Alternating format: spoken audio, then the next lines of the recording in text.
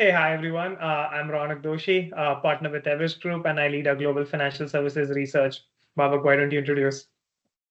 Yes, hello everyone. My name is Babak. I am the CTO AI for Cognizant, run our research and development team here in San Francisco. So, Babak, I had a question for you right before you start asking me questions. How are you seeing, the announcements from DeepSeek and everything around the cost of AI and the computational, need for AI and the challenges around it, but also the opportunities that lies ahead of us. How are you seeing that from your vantage point? Actually, I think it's very good news for us because it's democratizing this access to reasoning and large language models at a scale that wasn't expect. I mean, it was expected, but we weren't expecting it to happen this quickly. Which means that we can actually run our AI agents on smaller footprints. We can create more AI agents, create larger multi-agent systems.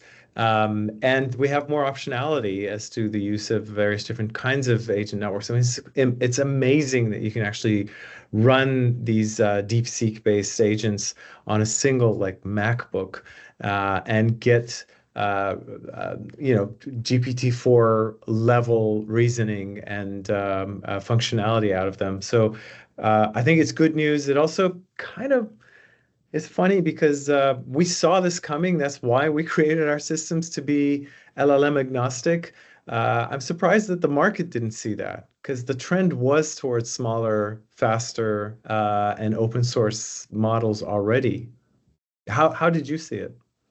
Uh, no, absolutely. I would say this is a step change. And also from an AI perspective, we've kind of moving from this AI replacement market to an AI infusion market, right? Where we're talking about how can we get this AI closer to the data and the process and the workflows and make it happen at the lower cost and also hopefully lower complexity as this goes, and it's a high performing system. So I think that's where my first view is, and what I do believe is there are certain areas where this is going to be very powerful, right? So some of those could be audit as an area, right? So given the increasing need for regulatory compliance, we could use AI, to kind of enable these low latency processes, help in things like anomaly detection, compliance checks, or something like financial services where there's a similar problem around fraud detection, risk modeling.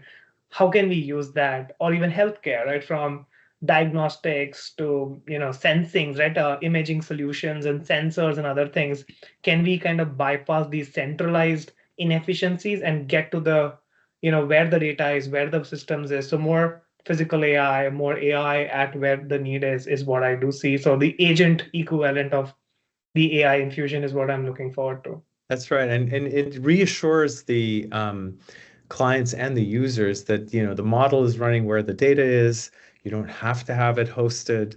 From a cost perspective, it's much smaller as well, and data security is observed. And as you say, we're starting to be able to kind of like um, spray and pepper, our whole processes and workflows with these agents that are now much more cost effective. For sure, I think it's a really positive development. Yeah. And the other thing I'm hoping it'll help is we've seen a lot of AI pilots and use cases and POCs, but not a lot of them have gone to production. You will hear numbers from different research agencies. For us, it's like almost 70 to 90% based on which industry you're talking about. POCs are not going into production. So I do see there are challenges around how do I embed AI where I need it? How do I drive change management for people to adopt it? Because it could be a great tool, but if folks are not using it, that is where the value doesn't lie. And that's where the engineering of it is very important and critical, which is how do you keep the users in mind, the end use cases in mind, and drive the systems to be scalable but also flexible to where you need it. So I think that's where I do see there is a need towards that sophistication at the enterprise level, because a lot of the innovation is happening in the technology world. Now let's bring it to the enterprise context.